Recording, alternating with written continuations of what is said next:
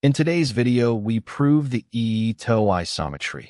The L2 size of a stochastic integral equals the ordinary L2 size of the integrand against time. Noise energy is time energy. Here is the identity. The expectation of the square of the integral of hs dws from 0 to t equals the expectation of the integral of hs squared ds. Left side. How wild is the Ito integral as a random variable? Right side. How large is the integrand in ordinary square integrable time? The theorem says those two numbers are the same. That looks impossible at first. You are integrating against Brownian noise, not against clock time. Why should a random integral, a sum of wild increments, have an energy you can read off a deterministic time integral? Because Brownian motion has quadratic variation equal to time. In the Ito table, dw squared equals dt. When you square the integral, every noise increment contributes its variance, and that variance is the length of the slice. Squaring turns noise into elapsed time. The most honest special case, take h identically 1. Then the Ito integral is just wt. The left side is the expectation of wt squared, which is t. The right side is the integral of 1 ds from 0 to t, which is also t.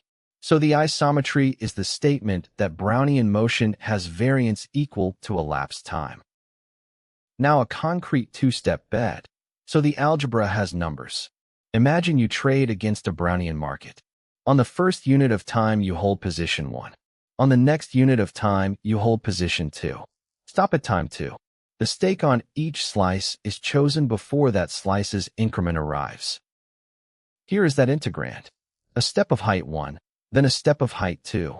The value is known at the left endpoint of each slice.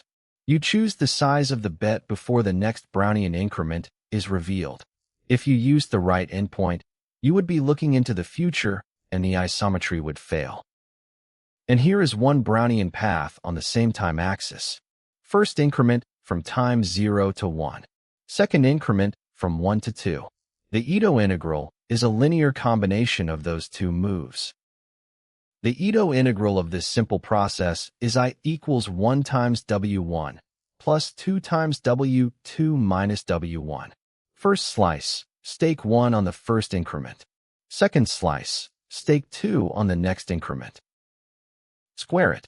I squared equals W1 squared plus 4 times the second increment squared plus 4 times W1 times that second increment. Take expectation. The cross term dies. W1 is measurable with respect to time 1. The next increment is independent of the past, means 0. So the expectation of W1 times the future increment is 0. What remains is the expectation of W1 squared, which is 1, plus 4 times the expectation of the second increment squared, which is 4 times 1. Left side equals 5. Now the right side. Square the step function. Height 1 on the first unit of time, height 4 on the second.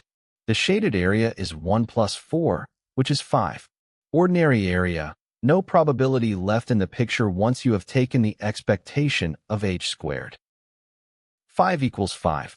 The random fortune you built from two Brownian bets has the same L2 energy as the area under h squared.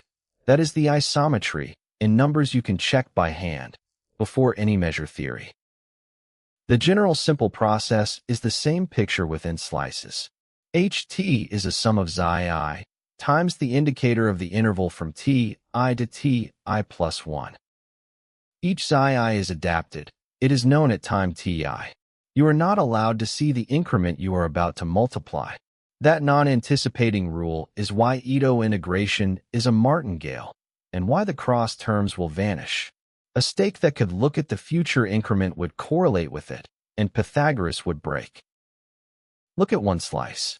The integral on that interval is xi times delta w, the Brownian increment over the slice. Square, then take expectation. Use the tower property. Condition on the past at time ti, xi comes out of the inner expectation.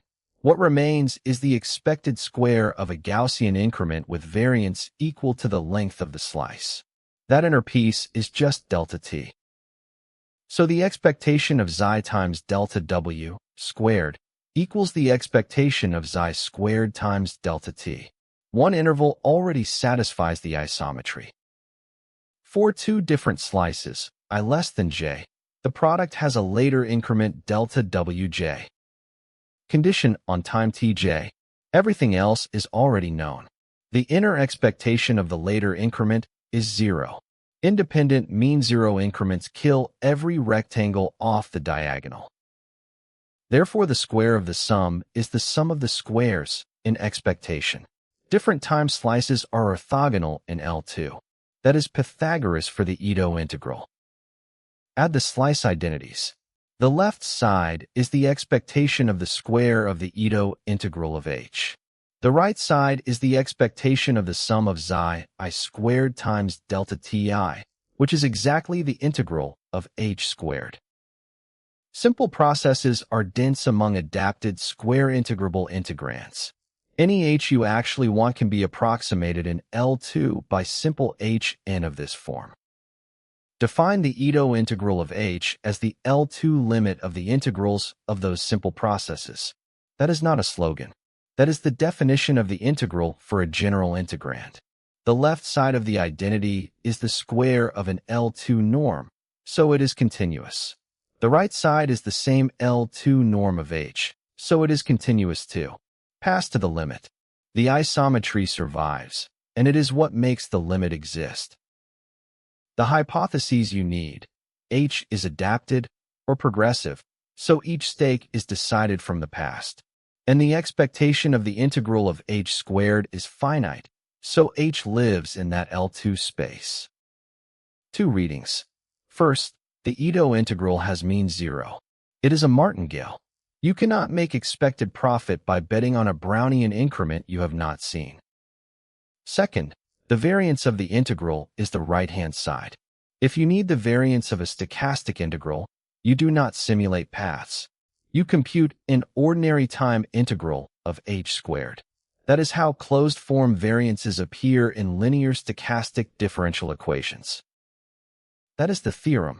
The expectation of the square of the integral of h dw equals the expectation of the integral of h squared dt. The map sending h to its Ito integral preserves L2 energy. Work a simple process with numbers. Orthogonal increments kill the crosses. Slice energies add. Approximate by simple processes. Pythagoras, then continuity. Energy in, energy out. I hope this derivation helped.